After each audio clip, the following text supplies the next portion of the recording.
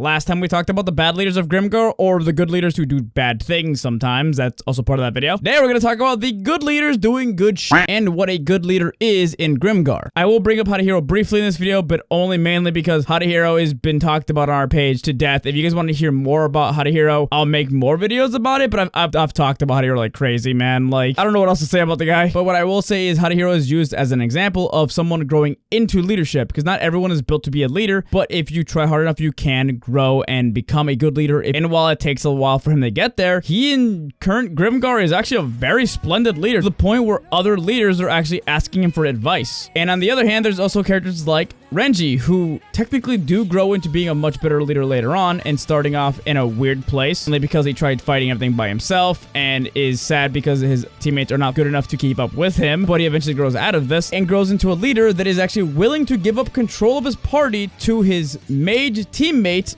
Adachi, which, considering how controlling Renji was of his teammates at the beginning, that's actually a lot of character growth. He also admits to Yume in the bonus volume that he was wrong about how he felt about Hadahiro and his party, and he actually apologizes to her. And he even goes out of his way to ask Hadahiro for advice. So in current Grimgar, Renji's one of the better leaders. He still leads by example and makes everyone around him, including his party, feel safe because of his strength. And while he has some rough edges to iron out, like his inability to actually connect to his teammates on an emotional level, except for maybe one of them, which we don't really know what's going on with that right now. Please don't be a weird lolly lover. Please, please. The next one I'm going to talk about is actually Tokimin. Tokimin in volume 6 actually let Hadahiro be in charge of his party and Hadahiro's party at the same time. This is mainly because in volume 5, Hadahiro and his party technically saved Tokimin and his party, and Tokimin starts to realize that Hadahiro is a lot better judge of danger than he is. So whenever combat breaks out, Hadahiro's in charge of the entirety of the group.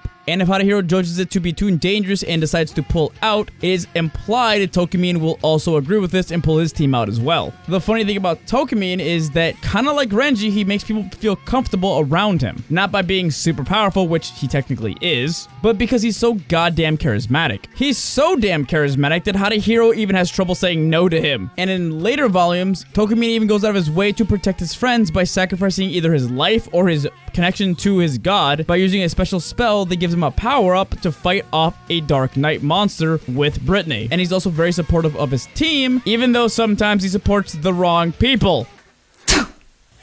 These two next characters don't really have that many leadership feats to actually talk about necessarily, but they both have attributes that are very similar to Tokimin and Renji. Soma is without a doubt the strongest volunteer soldier in the story. He leads by example and strength, and is actually still willing to be close to his teammates. In the story, he is used as an example of everything that Renji could be if he was closer to his teammates. He's also very good at being able to see the strength in other people that Renji cannot. He noticed that Hadahiro and his party are willing to die for each other, and this alone is what got him into the idea of having Hadahiro join his clan. He also has charisma that's very similar to Tokimin. Pretty much nobody has anything bad to say about him except for his teammates when they're just kind of messing around with him by calling him a moron. But outside of that, everyone freaking loves this guy. And I don't know about you guys, let me know in the comments, but when Soma talked to Hadahiro in the light novel for the first time, I instantly liked this guy because he was able to see the value in Hadahiro's party that nobody else could, except for maybe characters like Tokimin. Regardless of Soma's station, he's still willing to actually listen to others that are